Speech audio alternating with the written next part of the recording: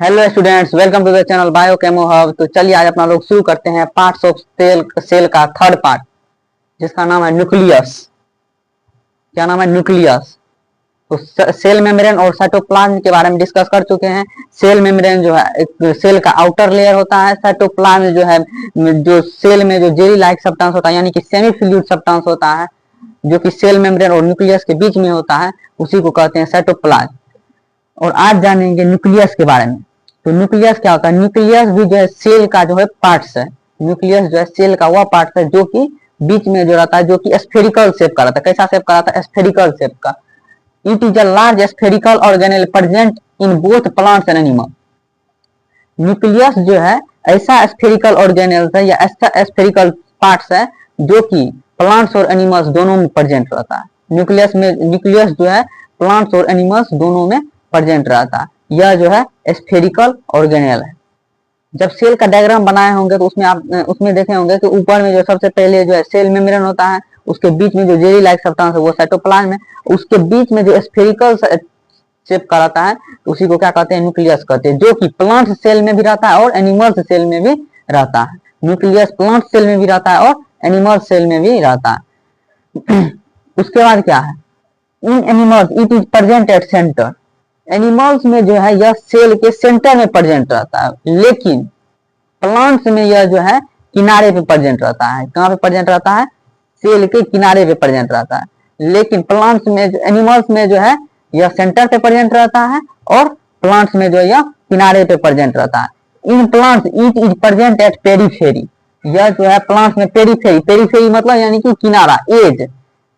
In near as मतलब कि as के किनारे के नजदीक, किनारे के नजदीक प्रेजेंट रहता है प्लांट्स में। न्यूक्लियस जो है, न्यूक्लियस कहाँ पे सिचुएटेड रहता है? प्लांट सेल में, किनारे पे, किनारे के अंदर से जो है, अंदर से किनारे पे रहता है प्रेजेंट। वही एनिमल्स में कहाँ पे रहता है? एनिमल्स में जो है कहाँ पे रहता है? सेंटर पे रहता है। उसके बाद जो है it controls all the activity of the cell. यह जो है सेल का प्रत्येक एक्टिविटी को कंट्रोल करता है, इसीलिए इसको मास्टर ऑफ द सेल भी कहा जाता है या ब्रेन ऑफ द सेल भी कहा जाता है। न्यूक्लियस को जो है ब्रेन ऑफ द सेल भी कहा जाता है, क्योंकि यह सारा जितना भी एक्टिविटी है इसको कंट्रोल करता है। और जितना भी रिएक्शन होता है वो कहाँ पे होता है? साइटोप्लाज्म में होता है। जितना भी रिएक्शन होता है, जो जब साइटोप्लाज्म पढ़ाए होंगे तो उसमें बोले होंगे जितना भी केमिकल रिएक्शन होता है वो सब जो है साइटोप्लाज्म में होता है। और जितना भी एक्टिविटीज को कंट्रोल करता है, जो कि कौन करता है एक्टिविटी को कंट्रोल? न्यूक्लियस करता है। कौन करता है? न्यूक्लियस करता है। उसके बाद क्या? It is called the brain of the cell. यह जितना भी एक्टिविटी है उसको कंट्रोल करता है, इसीलिए इसको सेल का ब्रेन भी कहा जाता है। इसीलिए इसको क्या कहा जाता है? सेल का ब्रेन भी कहा जाता है। उसके बाद क्या है? RBC, red blood cell. RBC होता है, एक डब्ल्यूबीसी होता है। आरबीसी यानी कि रेड ब्लड सेल्स, ब्लड में पाया जाता है। रेड ब्लड सेल्स में न्यूक्लियस नहीं होता है। रेड ब्लड सेल ये एक ऐसा सेल है जिसमें न्यूक्लियस क्या होता है? अब्सेंट होता है। न्यूक्लियस जो किसमें अब्सेंट रहता है? रेड ब्लड सेल्स में जो है न्यूक्लियस क्या रहता है? अब्सेंट रहता है। उसके बाद न्यूक्लियस कंटेन्स कंपोनेंट। न्यूक्लियस में भी अब कुछ कंपोनेंट उसमें रहता है। जैसे साइटोप्लाज्म में जो है बहुत सारा ऑर्गेनेल्स प्रेजेंट था, जैसे माइटोकॉन्ड्रिया, गोल्जी बॉडी, ये सब जो है प्रेजेंट था। उसी तरह न्यूक्लियस में भी कुछ कंपोनेंट्स रहता है, जैसे कि कौन सा हो जाएगा? न्यूक्लियोप्लाज्म, यानी कि न्यूक्लियस का भी पार्ट्स होता है। न्यूक्लियस में भी कुछ कंपोनेंट्स रहता है, उसका पार्ट्स होता है। तो वो सब का क्या क्या नाम है? तो वो उसका है nuclear membrane, nucleoplasm, nucleolus, nuclear pore, chromatin.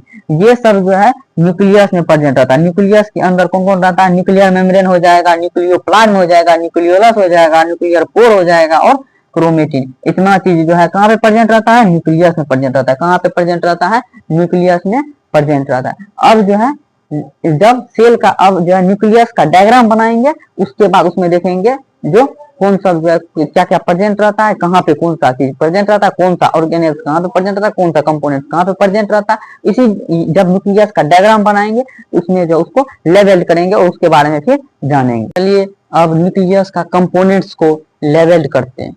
Nucleus का जितना भी कंपोनेंट्स है उसको लेवल करते हैं।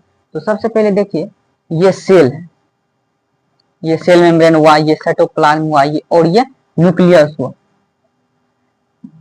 जब ये न्यूक्लियस को बाहर निकालेंगे और इस तरह से देखेंगे, इस न्यूक्लियस को जब बड़ा करके देखेंगे, न्यूक्लियस को जूम करके देखेंगे, तब जो है जब बहुत एडवांस्ड माइक्रोस्कोप से न्यूक्लियस को जूम करके देखेंगे तो इस तरह से दिखाई देगा, इस तरह से। इसमें देखिए न्यूक्लियस को जब जूम करेंगे तो इस तरह से जो दिखाई देगा, तो ये जो ऊपर का कवरिंग है, न्यूक्लियस का जो कवरिंग होता है उसको क्या कहते हैं, न्यूक्लियर मेम्ब्रेन कहते हैं। क्या कहते हैं, न्यूक्लियर मेम्ब्रेन कहते हैं। जैसे सेल का जो आउटर कवरिंग था उसको क्या कह रहे थे, सेल मेम्ब्रेन कह रहे थे। उसी तरह न्यूक्लियस का जो होगा कवरिंग उसको क्या कहेंगे, न्यूक्लियर मेम्ब्रेन कहेंगे। क्या कहेंगे, न्यूक्लियर मेम्ब्रेन कहेंगे। न्यूक्लियस के अंदर भी एक न्यूक्लियस जैसा स्फेरिकल गोलाकार होता है, उसको क्या कहते हैं, न्यूक्लियोलस कहते हैं। क्या कहते हैं, न्यूक्लियोलस। न्यूक्लियस के अंदर भी एक न्यूक्लियस जैसा ही होता है, उसको क्या कहते हैं, न्यूक्लियोलस कहते हैं। उसके बाद न्यूक्लियस के अंदर जो है इस धागा जैसे होता है, पूरा धागा जैसे, उसको क्या कहते हैं, क्रोमेटिन कहते हैं। अब देखिए यहाँ पे न्यूक्लियोप्लाज्म। तो न्यूक्लियोप्लाज्म क्या होता है, जैसे सेल में साइटोप्लाज्म था, सेल में जो जेली लाइक सब्सटेंस था, सेल में जो सेमी फ्लूइड सब्सटेंस होता है उसको साइटोप्लाज्म कहते हैं। उसी तरह न्यूक्लियस के अंदर भी सेमी फ्लूइड सब्सटेंस होता है, यानी कि सेमी फ्लूइड सब्सटेंस होता है, तो उसको क्या कहते हैं, उसको कहते हैं न्यूक्लियोप्लाज्म। क्या कहते हैं, क्या कहते हैं, न्यूक्लियोप्लाज्म कहते हैं। और देखिए यहाँ पे न्यूक्लियर पोर होता है, मतलब न्यूक्लियस के में जो है क्या होता है, छिद्र जैसा होता है, जिसके से जो है मटेरियल जो है साइटोप्लाज्म से न्यूक्लियस में इधर उधर मतलब कि आदान प्रदान होते रहता है। कभी न्यूक्लियस से बाहर आता है साइटोप्लाज्म में, यहाँ पे कुछ नहीं है, यहाँ पे क्या रहता है, यहाँ पे साइटोप्लाज्म ही ना रहता है। यहाँ पे देखिए, यहाँ पे साइटोप्लाज्म ही ना है, यहाँ पे साइटोप्लाज्म है। तो यहाँ से जो न्यूक्लियर पोर रहेगा, इसमें से कोई मटेरियल सेल साइटोप्लाज्म में जाएगा, फिर से जो है साइटोप्लाज्म से भी कोई मटेरियल न्यूक्लियस में जाएगा। उसी तरह यहाँ भी हो रहा है। यहाँ पे जो बहुत सारा न्यूक्लियोप्लाज्म, इसमें भी लिक्विड जैसा जो रहता है, सेमी फ्लूइड जैसा जो रहता है, उसको कहते हैं न्यूक्लियोप्लाज्म। यानी कि इसमें से कुछ मटेरियल बाहर जाएगा, कुछ मटेरियल अंदर आएगा। तो ये किसके द्वारा अंदर बाहर आएगा, यही न्यूक्लियर पोर के द्वारा ही आता है। न्यूक्लियर पोर मतलब छिद्र होता है। न्यूक्लियस में जो पोर रहता है उसको क्या कहेंगे, न्यूक्लियर पोर कहेंगे। इसी तरह जो है एक एक पार्ट्स को जो है, जो जहाँ पे किए थे, एक एक कंपोनेंट्स को लेवल कर लिए हैं। इसमें जितना भी कंपोनेंट्स था, न्यूक्लियस का जितना भी कंपोनेंट्स था, चाहे वो न्यूक्लियर पोर हो, न्यूक्लियोप्लाज्म हो, न्यूक्लियर मेम्ब्रेन हो, क्रोमेटिन हो, न्यूक्लियोलस हो, सबको जो है इसमें पांचों को जो है क्या किए हैं, लेवल कर लिए हैं सबको। यहाँ तब तक के लिए थैंक्स, मिलते हैं नेक्स्ट वीडियो में।